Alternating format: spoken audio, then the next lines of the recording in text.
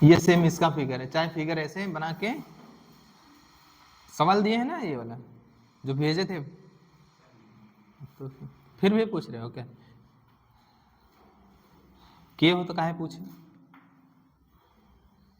वहां पे क्या आया था, पूछा था तुमसे रिलेशन बताओ R1 R2 एंड R में, तो क्या था, R1 बराबर आया था आपका R2 प्लस R आया था। तो अब तुमसे क्या पूछ लिया, कैपिटल R एक्सटर्नल रेजिस्टेंस की वैल्यू बताओ, तो एक्सटर्नल रेजिस्टेंस की वैल्यू क्या आ जाएगी, R1 माइनस R2। क्यों? क्योंकि R1 इज ग्रेटर देन क्या है आपका R2।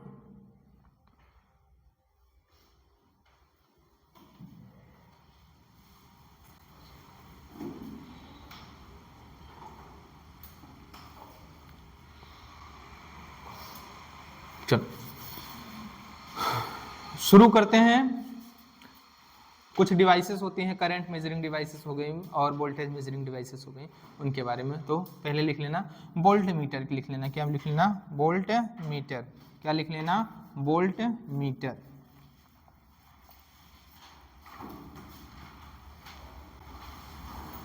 आपका क्या है, वोल्ट मीटर। वोल्ट मीटर के बारे में हमें पढ़ना है। वोल्ट मीटर होता क्या है, तो वोल्ट मीटर एक ऐसा डिवाइस है जो क्या आपको मेजर करता है, potential drop across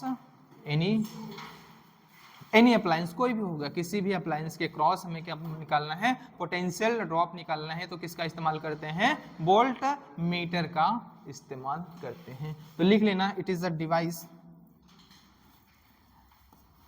it is a device which measures potential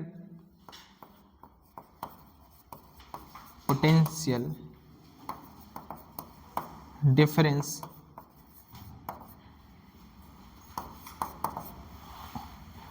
it is a device which measures potential difference between any two points। क्या बना है, किन्हीं भी दो पॉइंट्स के बीच में अगर हमें पोटेंशियल डिफरेंस निकालना है तो किसका इस्तेमाल करते हैं हम लोग, वोल्ट मीटर का इस्तेमाल करते हैं। और ये जिस भी दो पॉइंट के बीच में पोटेंशियल ड्रॉप निकालना है, वहां पे ये किस तरह से अरेंज होता है, ये पैरेलली अरेंज्ड होता है। क्या होता है, पैरेलली क्या होता है, पैरेलली क्या होता है, अरेंज्ड, क्या होता है, arranged across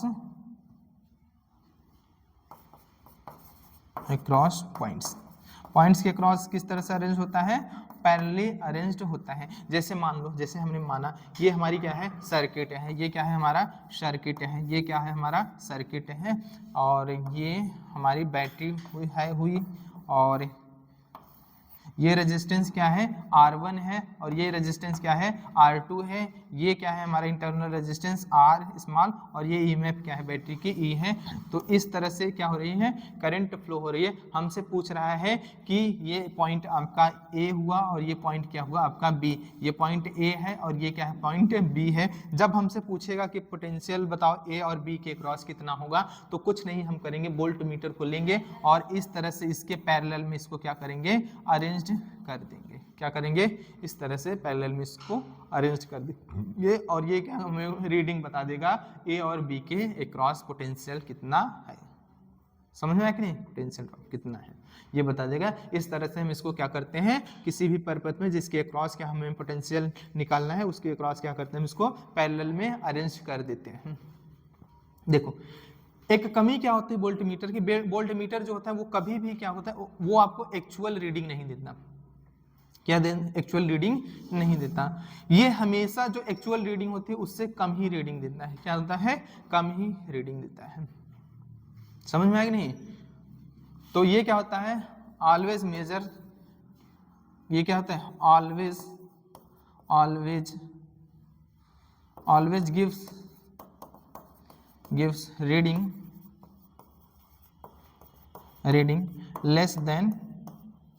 less than actual reading.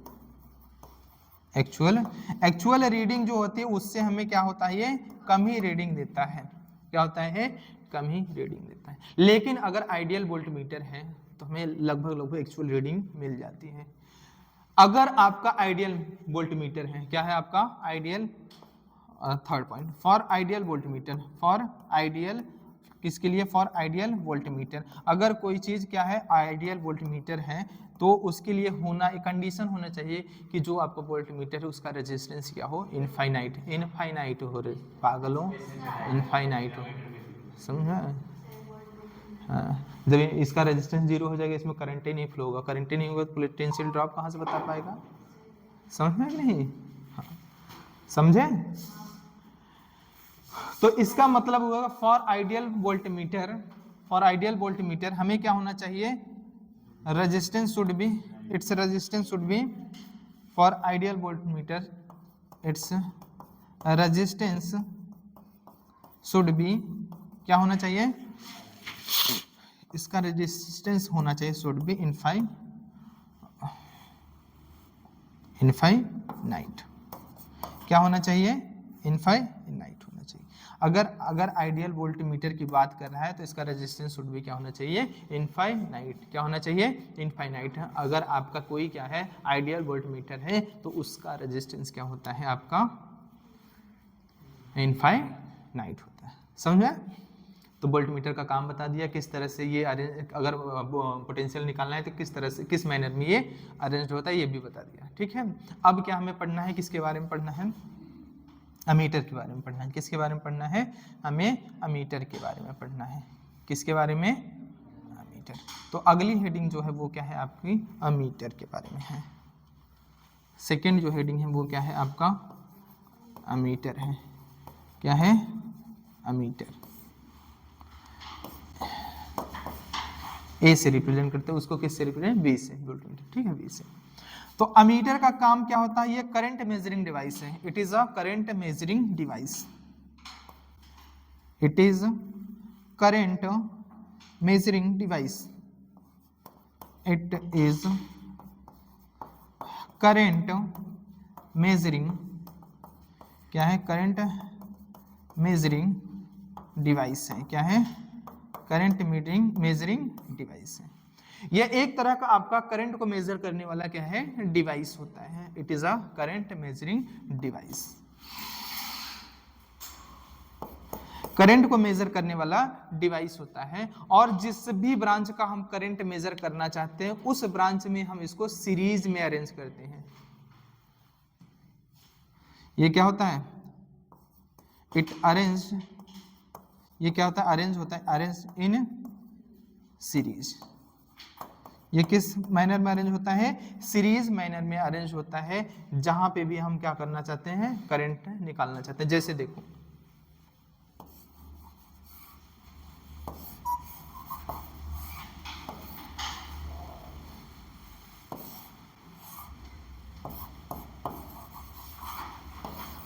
ये आपका क्या है, R1 है, ये क्या है आपका R2 है, ये क्या है R है, और ये आपका क्या है, बैटरी है, बैटरी का ईएमएफ क्या है, E है।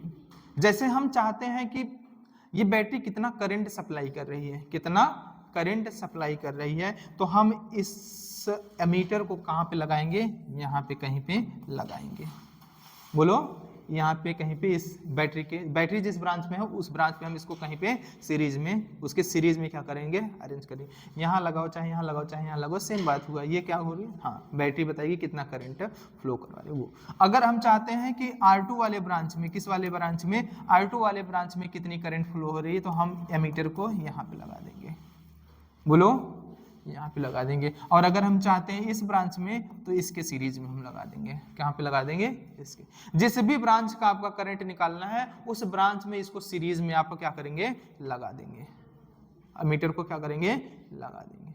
समझ में आया कि नहीं, अमीटर को हम उस ब्रांच में सीरीज में लगा देंगे, समझ में आया कि नहीं। और ये अमीटर भी होता है, वो क्या होता है, अमीटर ऑलवेज ये भी रीड करता है, ऑलवेज लेस देन, जो करंट होती है मेजर करता है एक्चुअल करंट से कम ही मेजर करता है, समझ में है कि नहीं।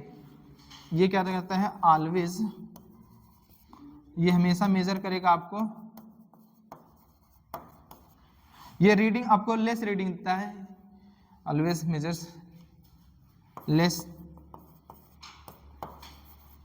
Then actual reading.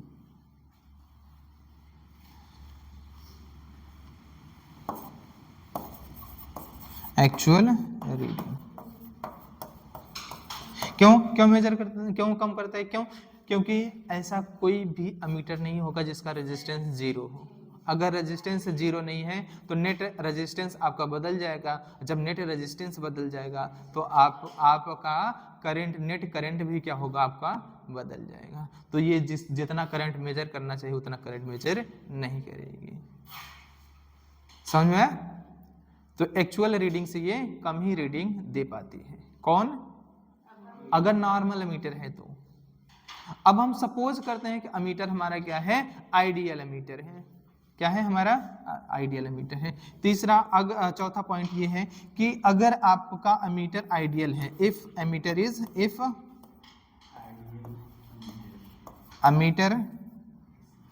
Is ideal, आपका अमीटर क्या है, आपका आइडियल है। अगर आपका अमीटर आइडियल है तो इसके लिए इसका रेजिस्टेंस शुड भी 0 होना चाहिए। क्या होना चाहिए? 0 होना चाहिए, ताकि इस सर्किट में जो करंट है उसकी वैल्यू चेंज ना हो। जब वैल्यू चेंज नहीं होगी नेटवर्क, तो ये क्या करता है, जो एक्चुअल करंट होगी उसको मेजर कर पाएगी। तो क्या ये संभव है कि अमीटर का रेजिस्टेंस 0 हो?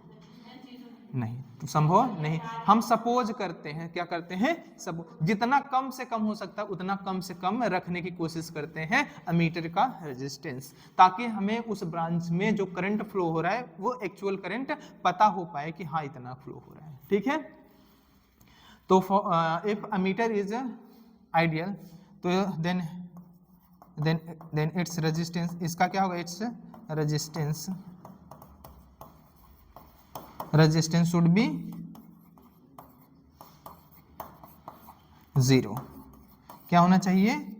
0 होना चाहिए। क्या होना चाहिए? 0। बोलो, क्या होना चाहिए? 0। काहे मुस्कुरा रहे हो? कुछ मजा आ रहा है क्या? इसमें तुम्हारी गर्लफ्रेंड दिख रही है? भाई, जिसको अमीटर में अपनी गर्लफ्रेंड या बॉयफ्रेंड दिख रहा है तो हंसे तो समझ में आता है, अगर नहीं दिख रहा है तो काहे भी ना हंसी आ रही है। अगर तुम देख पा रहे हो तब तो बहुत अच्छी बात है। किसी को अपना बॉयफ्रेंड या गर्लफ्रेंड इसमें दिखाई दे रहा है क्या अमीटर में? काहे मुस्कुरा रहे हो इतना? हर जगह मुस्कुराना मतलब कि आप पागल हैं, पागल घोषित हो जाओगे। इसीलिए कहा जाता है समय देख के मुस्कुराओ, नहीं तो लोग पागल समझने लगेंगे, लोगों की निगाहों में पागल घोषित हो जाओगे। अब तुमको पागल घोषित होना है, होना है ना? क्या कह रहे हैं? हाँ होना है।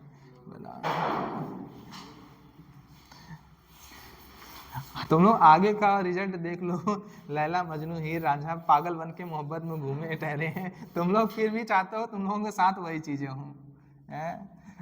कहते हैं ना, दूसरों को देख कर सीखना चाहिए, लेकिन तुम लोग दूसरों को देख के वही काम करना चाहते हो। ठीक है, चल। अमीटर के साथ प्रॉब्लम क्या है? अमीटर की सेंसिटिविटी बहुत कम होती है। सेंसिटिविटी कम होने का मतलब, अगर ये लो करंट होता है उसको मेजर नहीं कर पाता है, इतना सेंसिटिव नहीं होता कि वो लो करंट को मेजर कर पाए। तो इसकी सेंसिटिविटी क्या होती है? कम होती है। सेंसिटिविटी क्या होती है?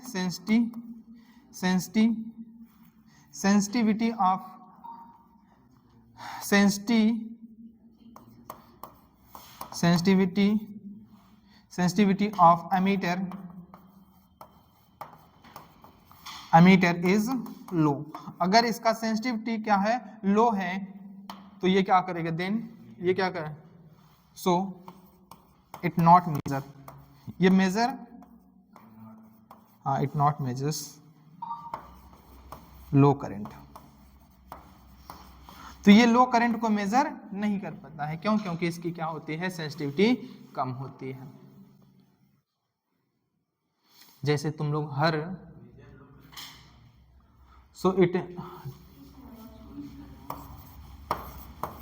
it does not measures low current। तो ये लो करंट को मेजर नहीं कर पाती। जैसे हमारे कान की क्या होती है, कुछ हम क्या होते हैं, कितने से कितने रेंज की आवृत्ति के साउंड को सुन पाते हैं? 20 से 20 हजार के, 20 से 20 हजार हर्ट्ज जो होता है फ्रीक्वेंसी के साउंड को हम लोग क्या करते हैं, सुन पाते हैं। 20 से नीचे या 20,000 से ऊपर सुन नहीं पाते हैं।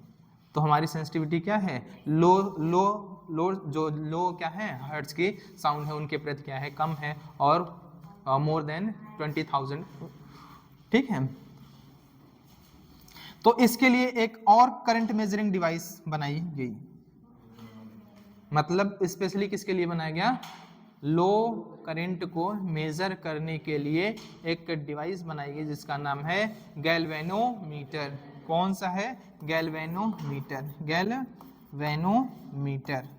तो गैल्वेनोमीटर का काम ही है, किसके लिए डिजाइन है, इसको जी से गैल्वेनोमीटर, गैल्वेनोमीटर। तो गैल्वेनोमीटर क्या करता है, ये क्या करता है, बहुत ज्यादा सेंसिटिव होता है, हाईली सेंसिटिव होता है। क्या होता है ये, हाईली सेंसिटिव होता है। क्या होता है, इट इज, ये क्या है, हाईली सेंसिटिव। ये बहुत ज्यादा सेंसिटिव होता है, इसलिए मेजर कर पाता है लो करंट को। सो मेजर्स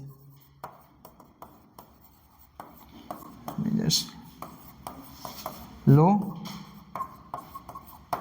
करंट। लो करंट को क्या करती है, मेजर कर पाती है। लगभग 10 पे खाते 9 या nano ampere, milli ampere, micro ampere, ये करंट को क्या करती है, मेजर कर पाती है। कौन, आपका गैल्वेनोमीटर। लेकिन गैल्वेनोमीटर का जैसे ही तुम इस्तेमाल करोगे हाई करंट को मेजर करने के लिए, आपका गैल्वेनोमीटर क्या हो जाएगा, खराब हो जाएगा। क्या हो जाएगा, खराब हो जाएगा, ठीक है। तो क्या होता है, गैल्वेनोमीटर आपका क्या हो जाएगा, खराब हो जाता है, अगर जैसे ही आप इसका इस्तेमाल करेंगे किसके लिए, हाई करंट को मेजर करने के लिए। तो हाईली सेंसिटिव होता है, इसलिए क्या करें, सो मेजर्स लो करंट। और इसका रेंज लो लगभग होता है 10 पावर, इसका जो रेंज होता है वो क्या होता है, रेंज लगभग होता है 10⁹ एम्पियर के करीब, या नैनो एम्पियर के करीब रेंज, 9 एम्पियर के करीब इसका रेंज होता है अप्रॉक्स। नैनो एम्पियर तक के करंट को मेजर, इतने कम से कम करंट को मेजर, इतने तक के करंट को क्या कर सकती हैं, मेजर कर सकती हैं। तो बहुत ज़्यादा इसकी सेंसिटिविटी है, क्या है, बहुत ज़्यादा सेंसिटिविटी है।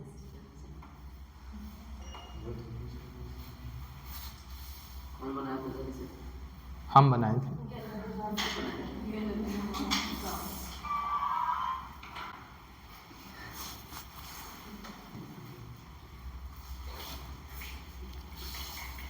एक होता है आपका मूविंग कॉइल गैल्वेनोमीटर। क्या होता है, मूविंग कॉइल गैल्वेनोमीटर। चलो उससे पहले एक आध सवाल तुमको दे देते हैं, तुम करते रहो, तब तक देखते हैं। अब पढ़े हो तो थोड़ा सा सवाल कर लो इस पे। सवाल ये है तुम्हारा, सवाल क्या है, ये है,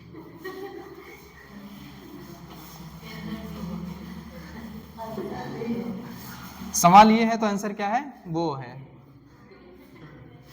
सवाल ये है तो आंसर वो है, क्या है, कौन है, वो है। वो कौन है, पता नहीं। हाँ, तो सवाल देख लो, क्वेश्चन है,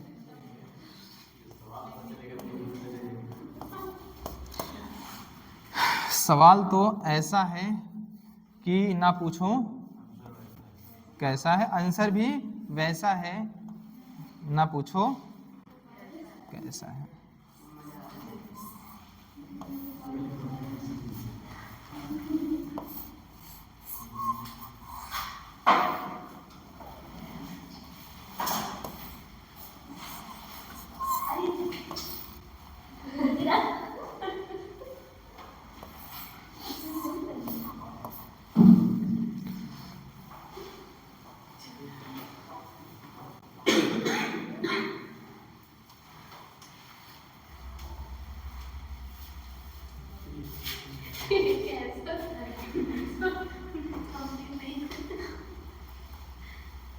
कंप्लीट है, बस हम सोच रहे हैं।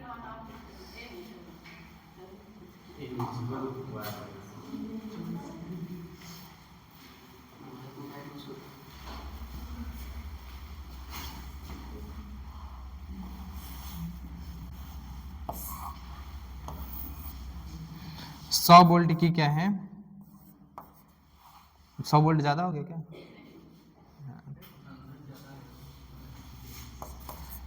50 ओम है, 50 ओम है, 50 ओम है, और ये क्या है आपका 50 ओम है, 50 ओम है, 50 50 50 न जाने कितने 50। ये यहाँ पे एक एमीटर की रीडिंग यहाँ पे बतानी है, एमीटर की रीडिंग यहाँ पे बतानी है, एमीटर की रीडिंग यहाँ पे बतानी है, एमीटर की रीडिंग यहाँ पे बतानी है, और एमीटर की रीडिंग यहाँ पे बतानी है। तो आपको इतनी जगह क्या बताना है हमें, एमीटर की reading, find out reading of ammeter.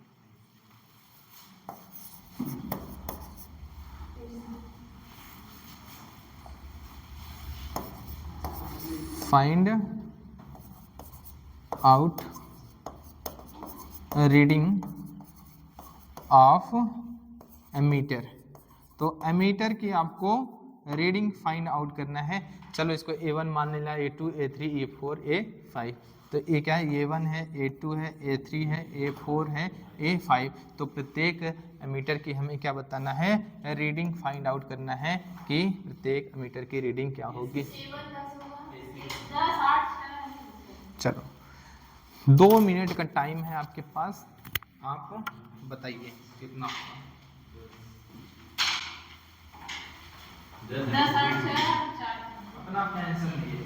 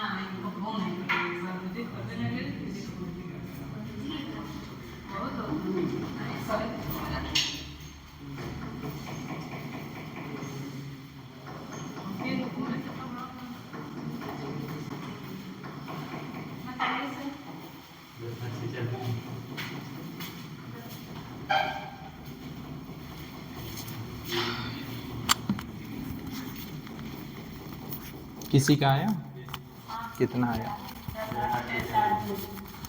10। वो देखेंगे तब तो पता चलेगा। और साथ ही साथ अरेंज करो A1 A2 A3 को इन इंक्रीजिंग और in decreasing order. A4 A5 को साथ में अरेंज करो डिक्रीजिंग ऑर्डर में। Decreasing order.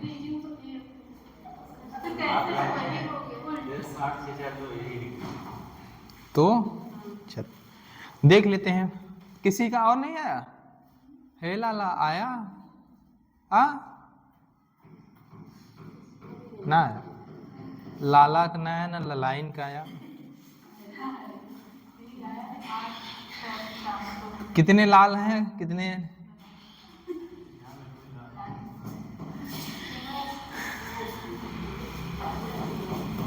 आया? प्रभु समझ रही है जिसको पूछ रहे हैं, आया? बहुत दुख है जीवन में, सारे दुखों को लेकर जीना है, और जब तक जीना है तब तक दुखों को सीना है। ठीक है, बहुत दुख होंगे और दुख घाव बहुत होंगे, सब दुख और घाव को सीना पड़ेगा। ठीक है, चलो चलो चलो चलो आओ चलते हैं, आओ चलते हैं मेला घूमने। मेला घूमने चलोगे? चलो घूमने चलोगे ना? कौन कौन घूमने जा रहा है?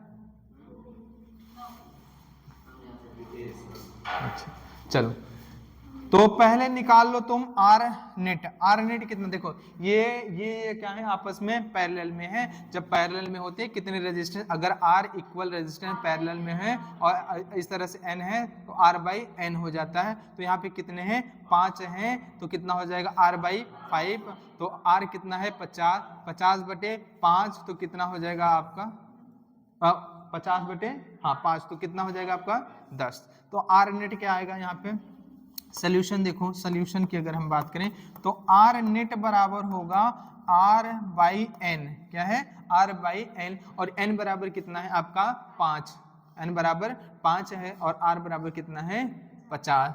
तो आर बराबर कितना है यहाँ पे 50/5, 5 दाम में 50 तो कितना आया 10। तो आर नेट की वैल्यू कितनी आई, आर नेट की वैल्यू आई तुम्हारी 10 ओम।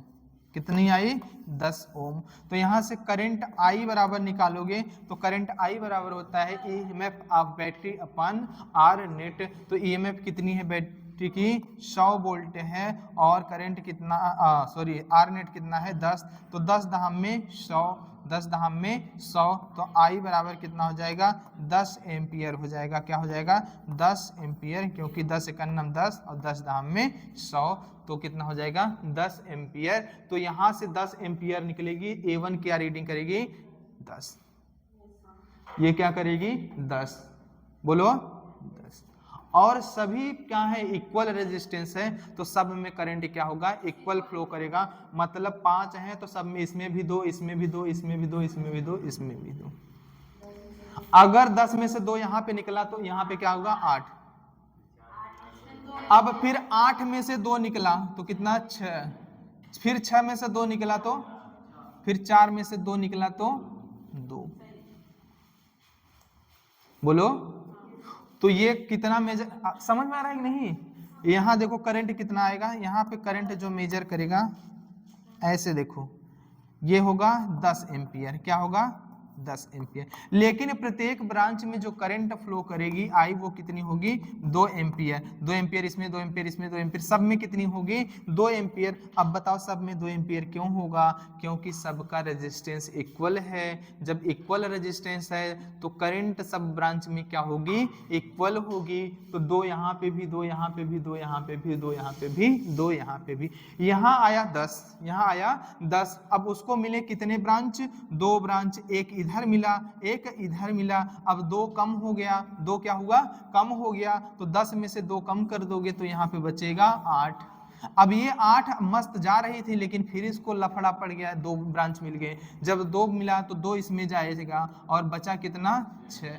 तो यहाँ पे कितना बचेगा 6। फिर मस्त अपना करंट फ्लो हो रही थी। अब जाके 2 ब्रांच मिल गई, एक इधर और एक इधर। तो पता है कि प्रत्येक रेजिस्टेंस में कितना करंट फ्लो करेगा 2। तो 2 इधर चला गया तो बचा हुआ कितना 4। क्या हुआ 4। तो इसमें कितना जाएगी 4 एम्पियर। 4 एम्पियर मस्त से जा रही थी। अब मिले 2 ब्रांच और 2 ब्रांच मिले तो क्या हुआ करंट का बंटवारा। जब करंट का बंटवारा पता है कि तुमको इसमें करंट कितना जाएगा 2। तो 4 में से 2 चला गया तो बचा कितना 2। तो ये कितना मेजर करेगी 2। समझ में आया कि नहीं आया अभी।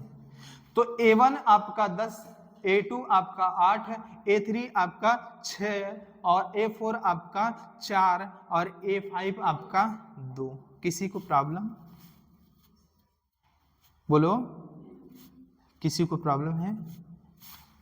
अब अगर हम ऐसे क्वेश्चन पूछ लेते तुमसे कि यहाँ पे हमने लगाया A6, क्या लगाया A6 और यहाँ पे लगाया हमने A7, तो तुम बता लेते रीडिंग। तो अगर रिलेशन पूछते हैं तो A7 बराबर क्या होता है आपका, A7 बराबर क्या होता है आपका, A7 बराबर 8 2, ये 7 बराबर है। अरे हाँ, अरे गधे, करंट अगर 10 गया तो आएगा भी तो 10, 10 गया तो 10 तो आएगा भी, तो 10 गया। यहां से आ कितना रहा है 2, यहां से आ कितना रहा है 2, इसका मतलब कहीं ना कहीं यहां से कितना आएगा 8। जब 8 और 2 मिलेंगे तभी तो ये होगा 10। बोलो, यहां से आया तुम्हारा 2, यहां से भी आया तुम्हारा 2, तो 2 और 2 मिल जाएंगे तो यहां से फ्लो होगा तुम्हारा 4। ऐसे भी उल्टा सीधा जैसे पूछे कर लेना, समझ में आता है कि नहीं। अब हम यहाँ पे पूछ ले तो भी बता ले तुम लोग, ठीक है, समझ में आया। बोलो, कर लोगे ना, इस तरह से सवाल आएगा कर लोगे। कोई दिक्कत परेशानी कहीं पे भी, बहुत परेशानी है लेकिन बता नहीं पा रहे ना। शुरू करें, चलो शुरू करते हैं। Moving coil galvanometer. Moving coil है आपका क्या, moving coil galvano, moving coil galvanometer, moving coil galvanometer. ये आपको मिली एम्पियर में जो, या इसको हम लोग मिली गैल्वेनोमीटर भी बोलते हैं। क्या बोलते हैं, मिली mm गैल्वेनोमीटर, मिलीमीटर, मिली गैल्वेनोमीटर भी बोलते हैं इसको, मिली गैल्वेनोमीटर भी बोलते हैं मूविंग कॉइल गैल्वेनोमीटर को। बोलो, ये भी एक तरह का क्या है आपका करंट मेजरिंग डिवाइस है। It is also a current measuring device, it is also a current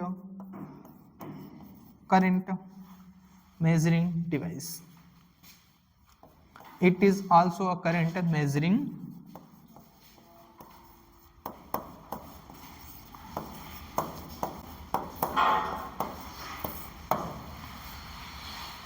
ये क्या होता है आपका करंट को मेजर करने वाला एक क्या होता है आपका डिवाइस होता है। क्या होता है, करंट को मेजर करने वाला क्या होता है, एक डिवाइस होता है। बोलो,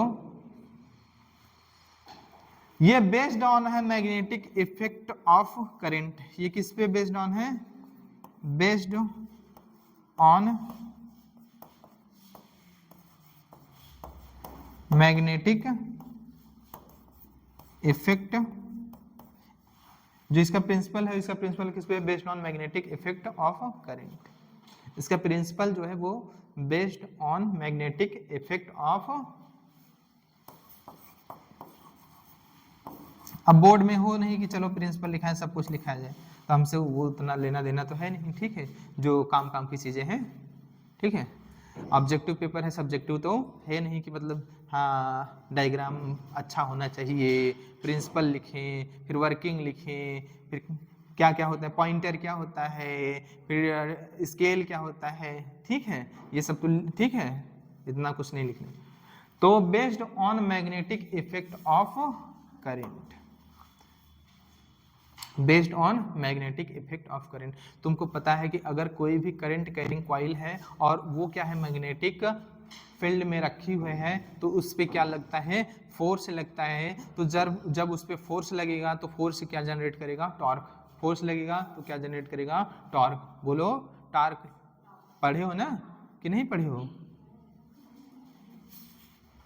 मैग्नेटिक इफेक्ट ऑफ करंट भूल गए हो क्या, पढ़े हो ना। हाँ, अगर नहीं पढ़े हो तो अच्छी बात है, और अच्छी बात है अगर नहीं पढ़े हो, क्योंकि हम चाहते हैं तुम लोग पढ़ो। नहीं पढ़े हो तो पढ़ो, कह रहे ना पढ़ो, ये भगवान,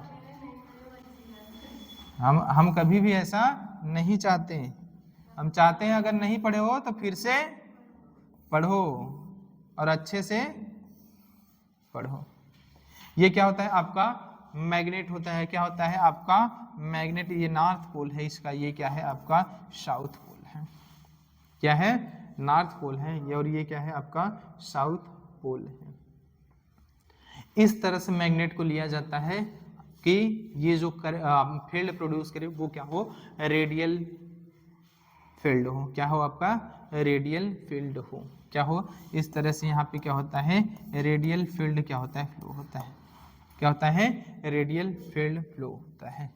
ये मैग्नेट जो प्रोड्यूस करता है वो कौन सी फील्ड होती है, रेडियल फील्ड होती है। और इसी में आपका एक रेक्टेंगुलर कॉइल होता है। क्या होता है आपका, रेक्टेंगुलर, क्या होगा आपका, रेक्टेंगुलर आपका क्या होगा, कॉइल होता है। क्या होता है, रेक्टेंगुलर आपका कॉइल। क्या होगा आपका, रेक्टेंगुलर कॉइल होता है। और ये रेक्टेंगुलर कॉइल जो होता है वो इस तरह से, ये किस क्या होता है, इसमें एन टर्न होते हैं। क्या होते हैं,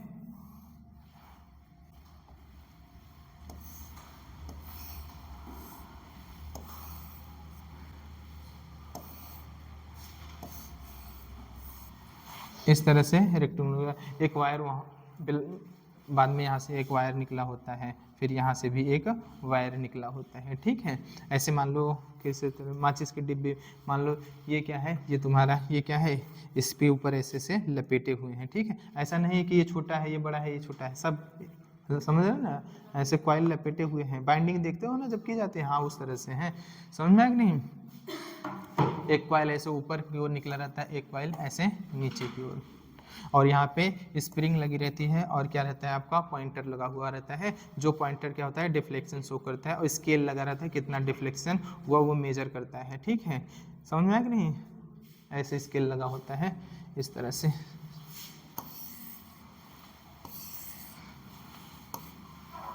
ये क्या होगा आपका, 0 होगा, यहाँ पे 1 2 मान लो 5 हो गया, 10 हो गया, 15 हो गया, ये क्या हो गया, 20 हो गया। फिर यहाँ पे भी क्या होता है, 5 10 15 20 ऐसे 25 30 मिली एम्पियर, 60 मिली एम्पियर, जिस जितना कराना है। इधर ये क्या होता है, ये डिफ्लेक्शन क्या हो सकता है, इधर भी हो सकता है डिफ्लेक्शन, इधर भी हो सकता है। वो डिपेंड करता है करंट का डायरेक्शन चेंज करोगे तो इधर भी होगा, इधर भी होगा।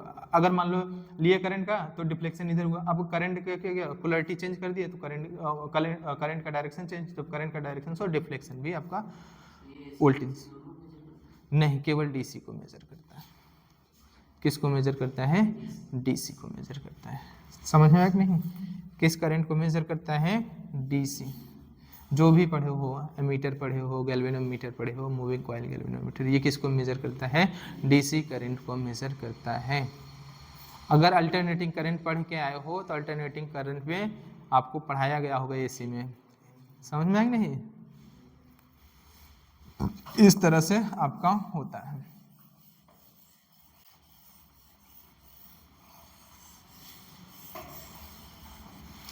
यहाँ पे जो कॉइल है उसमें टर्न कितने टर्न है, एन टर्न कितने टर्न है, यहाँ पे जो टर्न है वो कितने टर्न है, एन टर्न है। कितने हैं, एन टर्न है। और कॉइल का जो रेक्टेंगल है उसका एरिया क्या है, ए है। अब यह मत करना ये छोटा है तो इसका एरिया कैसे, ये छोटा नहीं है, सब एक जैसे हैं, तुमको दिखाया गया है। समझ में आया कि नहीं, इस तरह से समझ में आया कि नहीं, बोलो हाँ। तो ये क्या है, इसका एरिया क्या है, ए है। इसमें जो करंट फ्लो हो रही वो क्या है, तुम्हारी करंट फ्लो जो हो रही वो आई करंट फ्लो हो रही है। क्या हो रही है, आई करंट फ्लो हो रही है। तो जो करंट फ्लो होगी तो उसके कारण क्या होगा, आपका टार्क प्रोड्यूस होगा। टाउ बराबर क्या होगा आपका, एम बी साइन थीटा। क्या होता है, M B sine theta, M B sine theta. और ये जो थीटा होता है वो ये आपका टाउ है, ये प्रभु टाउ है। हाँ, मेरा टाउ मेरी तरह है। ये क्या है, टाउ है, ये क्या है। और ये थीटा जो होती है वो थीटा जो हो क्या होता है, एंगल बिटवीन, क्या है, angle between area vector and magnetic field B. It is angle between A and B, A और बी के बीच का क्या है आपका। और ये इस तरह से रेडियल फील्ड प्रोड्यूस करता है। ये इस तरह से रेडियल फील्ड प्रोड्यूस करता है।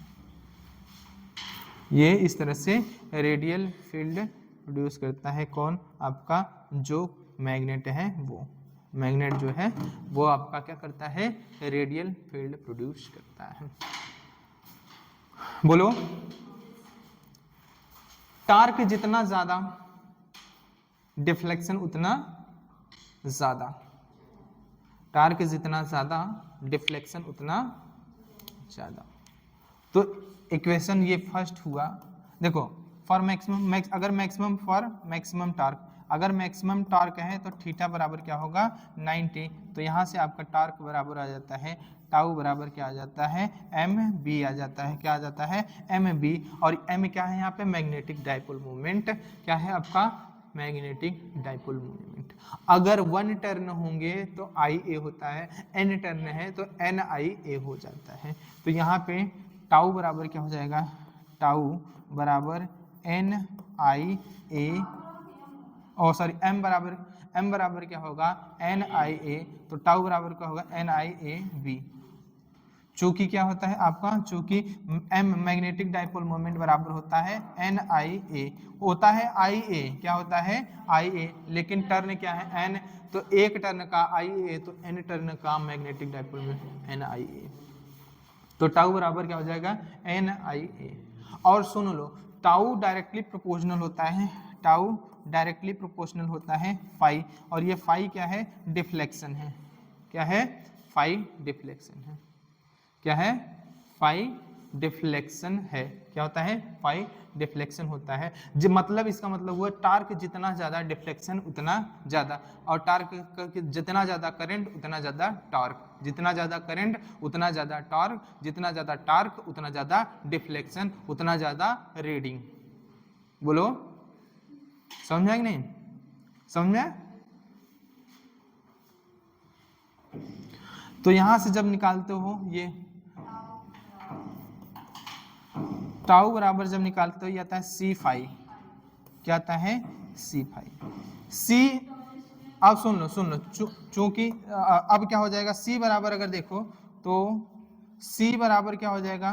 Tau by phi. बोलो, सी बराबर क्या होगा? तो per unit twist, per unit twist, per unit twist में जो ट्विस्टिंग कपल होता है उसको क्या बोलते हैं हम लोग? ये टाउ है। टाउ क्या है? Twisting couple per unit twist. ये है आपका ट्विस्टिंग कपल। क्या है? Twisting couple per unit twist, per unit twist. ये क्या है? ट्विस्टिंग कपल है। C is twisting couple per unit twist. Unit twist में जितना टार्क लगता है उसको हम लोग बोलते हैं सी। क्या बोलते हैं? सी। और ये क्या है? आपका ट्विस्टिंग कपल है। एक तरह का टॉर्क ही होता है। ये क्या है? एक तरह का टार्क है। पर यूनिट ट्विस्ट में ऐसे ट्विस्ट होगा, पर यूनिट ट्विस्ट में कितना टॉर्क लग रहा है वो क्या कहलाता है? आपका ट्विस्टिंग कपल सी कहलाता है। क्या कहलाता है? आपका ट्विस्टिंग कपल सी। बोलो, नहीं समझ रहेगा? हाँ हाँ हाँ, ठीक है। हाँ, वही ट्विस्टिंग कपल बोलते हैं। ये हो गया। अगर यहां से देखें तो इक्वेशन 1, ये अगर इसको इक्वेशन क्या मान रहे हैं? सेकेंड मान रहे हो।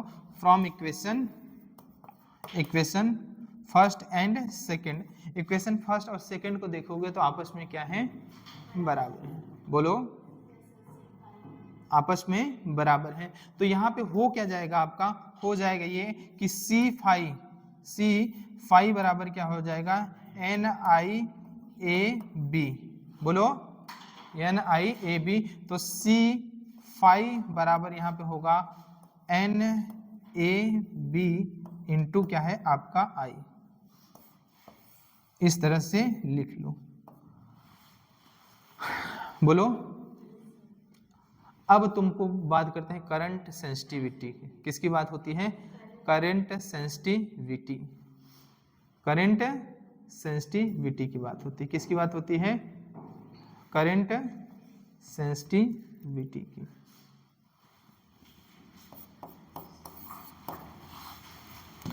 तो हम लोग लिखते हैं करंट सेंसिटिविटी। क्या लिखते हैं हम लोग? करंट सेंसिटिविटी की बात करते हैं। सेंसिटिविटी विटी की बात करते हैं तो करंट सेंसिटिविटी होता है deflection per unit current. Unit current में जो डिफ्लेक्शन शो करता है कौन, आपका मूविंग कॉइल गैल्वेनोमीटर। जो पॉइंटर जो डिफ्लेक्शन शो करता है यूनिट करंट में, उसको हम लोग क्या बोलते हैं, करंट सेंसिटिविटी। इसका मतलब हुआ कि करंट पर यूनिट डिफ्लेक्शन।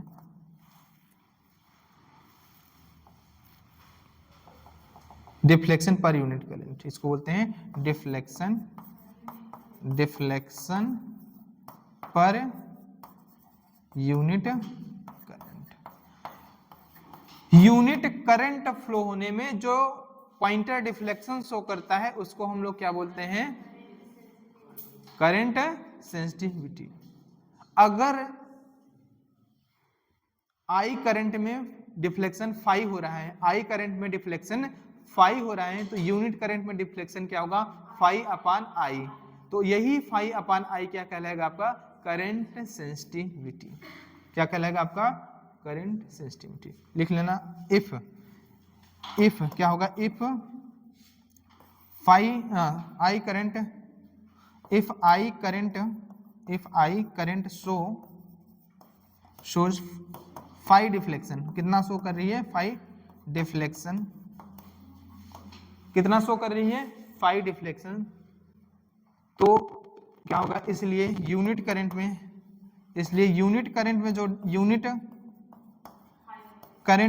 जो डिफ्लेक्शन शो करेगी वो कितना होगा, 5/I।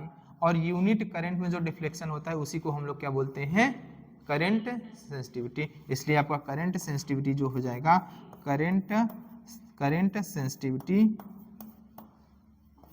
सेंसिटिविटी जो हो जाएगा वो हो जाएगा आपका 5/I।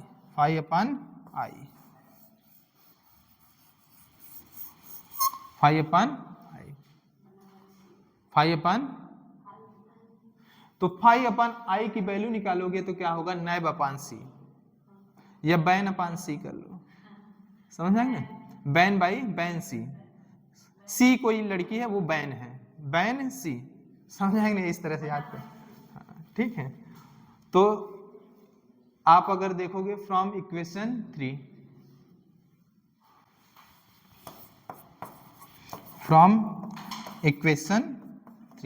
इक्वेशन 3 से आपको क्या मिलेगा, करंट सेंसिटिविटी जो होगी,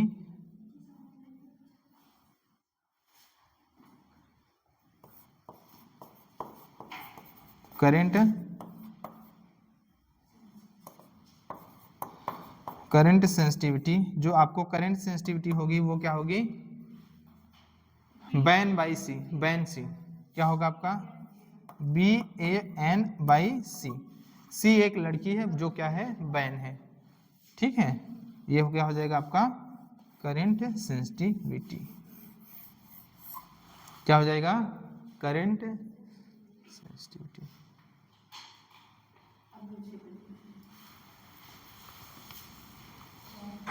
ये इतना लिखो, फिर उसके बाद हम तुमको क्या बताते हैं, करंट सेंसिटिविटी हो गया। इसी तरह क्या होगा आपका वोल्टेज सेंसिटिविटी। जो वोल्टेज सेंसिटिव, अगर करंट सेंसिटिविटी जान गए तो वोल्टेज सेंसिटिविटी कुछ नहीं है, ये क्या था, डिफ्लेक्शन पर यूनिट करंट था, वो deflection per unit voltage, deflection per unit current, deflection per unit voltage. पर यूनिट वोल्टेज जो डिफ्लेक्शन होगा वो आपका voltage sensitivity, per unit current जो डिफ्लेक्शन होगा वो क्या होगा, पर जो डिफ्लेक्शन पर यूनिट करंट होगा वो क्या होगा आपका करंट सेंसिटिविटी, ठीक है। थोड़ा सा, हाँ बहुत पर इसके निकल आए हैं तो थोड़ा पर का ध्यान देना। कहां से, बस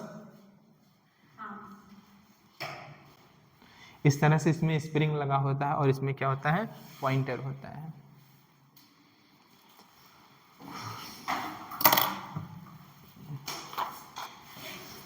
टाइम हो गया है क्या,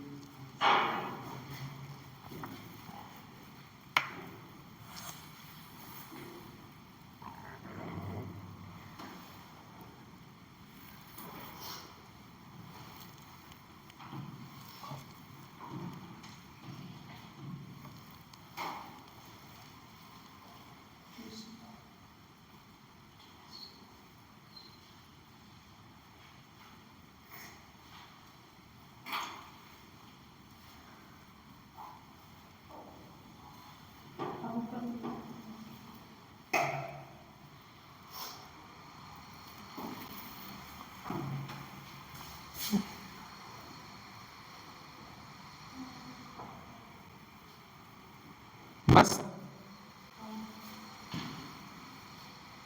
बस लिख रहे हो कि नहीं?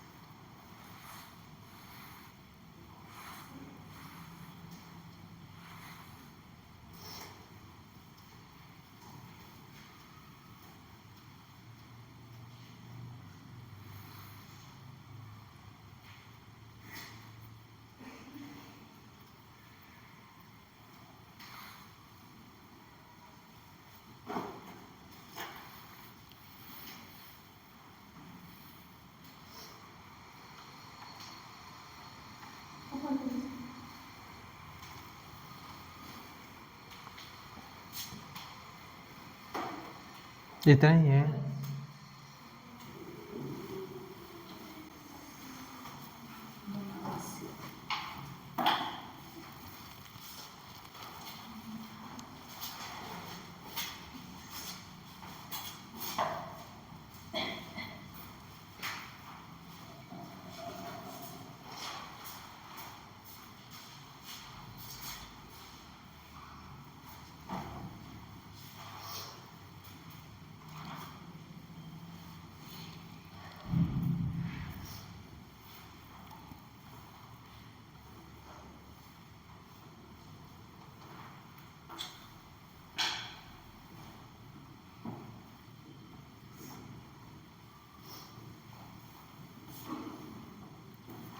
हो गया? बोलो।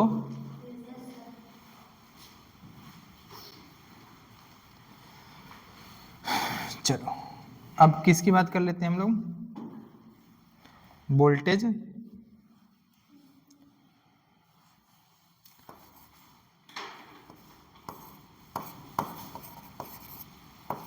Voltage sensitivity, VS short form में वोल्टेज सेंसिटिविटी, CS मतलब करंट सेंसिटिव। देखो वहां पे क्या था, deflection per unit current, per unit current flow होने में जो पॉइंटर डिफ्लेक्शन शो करता है उसको हमने क्या नाम दिया? Current sensitivity. तो वोल्टेज सेंसिटिविटी है तो सेम करंट की तरह ही डिफिनेशन होगी। वहां पे करंट पर यूनिट करंट जो डिफ्लेक्शन हो रहा था वो, अब यहाँ पे पर यूनिट वोल्टेज जो डिफ्लेक्शन होगा उसको हम लोग क्या बोल देंगे? Voltage sensitivity. इसका मतलब ये हुआ कि वोल्टेज मतलब डिफ्लेक्शन पर यूनिट वोल्टेज, पर unit voltage, deflection per unit voltage. जो पर यूनिट वोल्टेज डिफ्लेक्शन शो करता है पॉइंटर, उसको हम लोग क्या बोलते हैं? हम लोग वोल्टेज सेंसिटिविटी बोलते हैं। मतलब deflection per unit voltage is known as, आपका क्या है? इज नोन एज क्या होता है आपका? VC। क्या होता है? वीडियो कॉलिंग नहीं, हाँ अच्छा हाँ, वोल्टेज सेंसिटिविटी क्या कहलाता है आपका? Voltage sensitivity. ठीक है, तो यहां से आपका जो वोल्टेज सेंसिटिविटी आएगी वो क्या होगी? 5/V, 5/, क्या होगी? 5/V होगी। और हमें पता है चूंकि V बराबर क्या होगा? चूंकि V बराबर होगा आपका I इंटू जी, IR नहीं G, गैल्वेनोमीटर है तो G क्या है आपका? रेजिस्टेंस ऑफ गैल्वेनोमीटर, I क्या है? करंट फ्लो जो हो रही है वो। तो आपका V बराबर क्या होगा? I इंटू जी। क्या होगा I इंटू जी। तो यहाँ पे जी लिख लेना, क्या है जी, गैल्वेनोमीटर।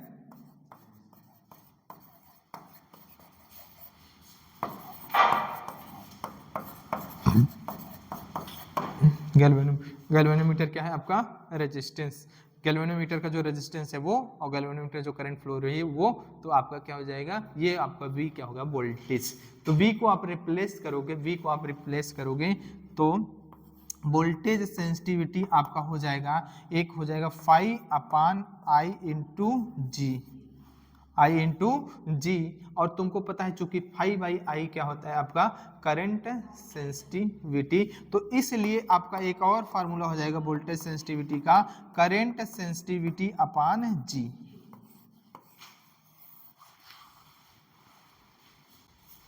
ये क्या होगा, ये CS क्या है आपका करंट सेंसिटिविटी, VS क्या है आपका वोल्टेज सेंसिटिविटी है। तो अगर करंट सेंसिटिविटी का वैल्यू रख दोगे तो और भी फार्मूले आप निकाल, और भी फार्मूले अब ठीक है, ठीक है, बोलो।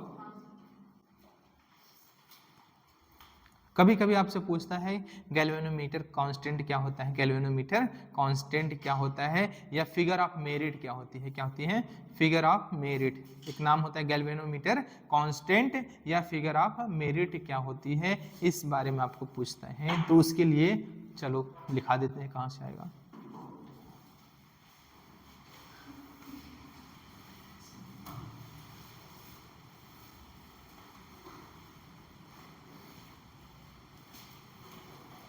बोले, चल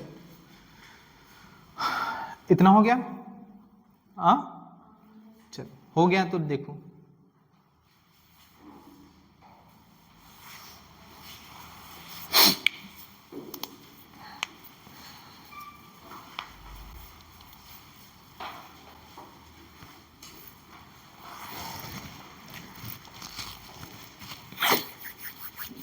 चलें।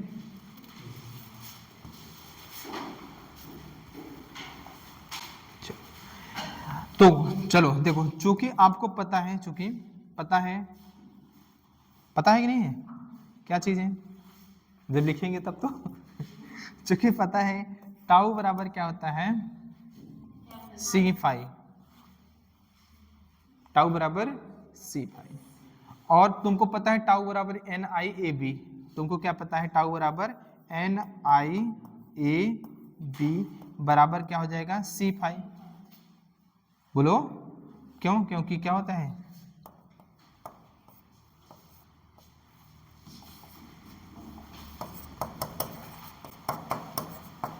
AB ना, NIAB, तो इसलिए क्या हो जाएगा, NIAB बराबर हो जाएगा C फाई। बोलो C फाई, ठीक है। तो यहां से अगर हम बात करेंगे I बराबर, क्या करेंगे हम, I बराबर, तो I बराबर बताओ क्या होगा, C अपान बैन इंटू फाई। बोलो, तो यहाँ पे I बराबर क्या होगा, इसकी जगह पे हम मान लेते हैं, इसकी जगह पे पूरा K मान लेते हैं, तो ये क्या हो जाएगा K फाई, क्या हो जाएगा K फाई। जहाँ पे आपका K जो होता है वो क्या होता है, गैल्वेनोमीटर, गैल्वेनोमीटर क्या होता है आपका, मीटर कांस्टेंट होता है, गैल्वेनोमीटर कांस्टेंट होता है, या इसी को फिगर ऑफ मेरिट बोलते हैं, फिगर ऑफ मेरिट, नाम दूसरा इसका है फिगर ऑफ मेरिट। तो इसलिए K बराबर, आप तुम बताओ K बराबर क्या होगा, इसलिए K बराबर क्या हो जाएगा आपका, K बराबर हो जाएगा C अपान, और अगर K का फार्मूला लिखें तो कहीं K का फार्मूला ऐसा नहीं है कि इनवर्स ऑफ करंट सेंसिटिविटी, अरे inverse of current I by phi हो जाएगा, तो K क्या है, K और नहीं है, इनवर्स ऑफ करंट सेंसिटिविटी। अगर आप करंट सेंसिटिविटी निकाल लिए, आपसे पूछता है फिगर ऑफ मेरिट क्या होगा, तो फिगर ऑफ मेरिट कुछ नहीं है, करंट सेंसिटिविटी का इनवर्स ही क्या है आपका फिगर ऑफ मेरिट या गैल्वेनोमीटर कांस्टेंट। तो दूसरा फार्मूला इसका क्या हो जाएगा, और दूसरा फार्मूला हो जाएगा K बराबर हो जाएगा I बाई फाई, क्या हो जाएगा I बाई फाई, या तो और क्या हो जाएगा आपका K इज इक्वल टू क्या हो जाएगा, K इज इक्वल टू क्या हो जाएगा 1/5 बाई आई, और ये 5 बाई आई आपका क्या है, करंट सेंसिटिविटी है। क्या है आपका, करंट सेंसिटिविटी। तो K बराबर आपका और एक फार्मूला क्या हो जाएगा, K बराबर आपका हो जाएगा 1/, करंट सेंसिटिविटी, 1/, करंट सेंसिटिविटी। पता चला? ये क्या है आपका गैल्वेनोमीटर कांस्टेंट या फिगर ऑफ मेरिट बोलते हैं इसको, ठीक है, समझे?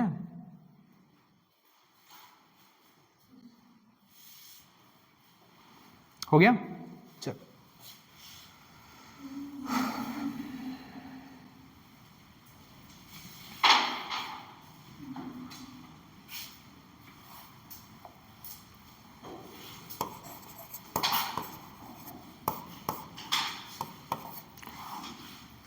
लिख लेना, the require current for full deflection in pointer is known as,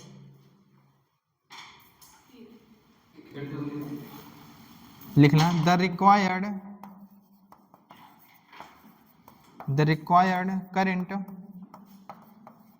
current for full scale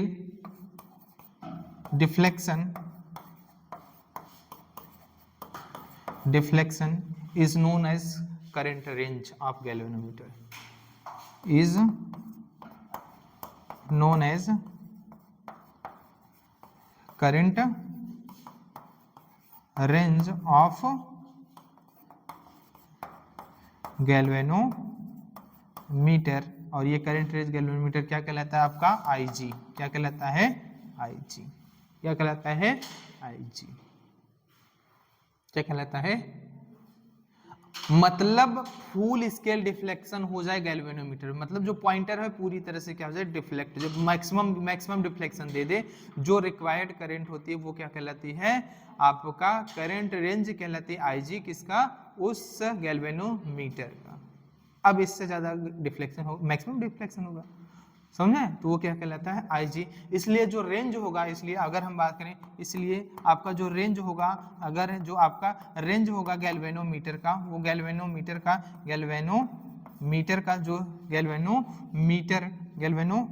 जो रेंज होगा, यार क्या लिख रहे हैं, गैल्वेनोमीटर का जो रेंज होगा वो 0 से लेके कितना होगा, 0 to IG। क्या होगा, 0 to IG होगा कि नहीं, हाँ 0 to IG।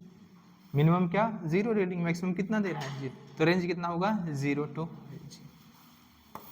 सेम इसी तरह जो होगा वोल्टेज रेंज जो होता है, क्या होता है, वोल्टेज रेंज जो होता है वो क्या होता है आपका VG बराबर हो जाए आपका IG इंटू क्या होगा, इसलिए वोल्टेज रेंज VG बराबर क्या होगा IG इंटू जी। क्या होगा IG इंटू जी। तो ये इसका भी रेंज लोगे तो 0 से VG तक मैक्सिमम समझ नहीं, ये वोल्टेज रेंज है, ये क्या है आपका,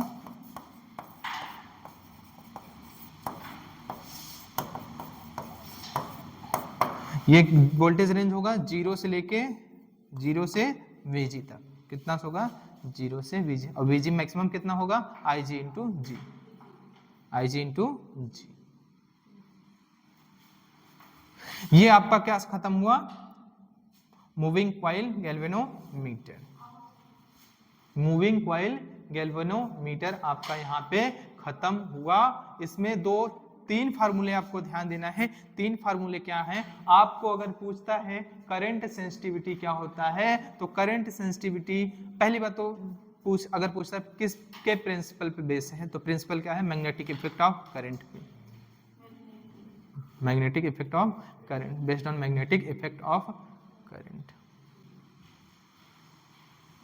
दूसरी बात पूछता है, अगर पूछता है करंट सेंसिटिविटी क्या है, तो डिफ्लेक्शन पर यूनिट करंट में जो है वो क्या है आपका करंट सेंसिटिविटी, मतलब फाई बाई आई क्या है आपका करंट सेंसिटिविटी, या बैन सी, बैन सी, बैन अपान सी। तो सी कोई लड़की है जिसको हमने क्या किया, बैन कर दिया, बैन है, तो वो क्या है आपका करंट सेंसिटिविटी, क्या है करंट सेंसिटिविटी।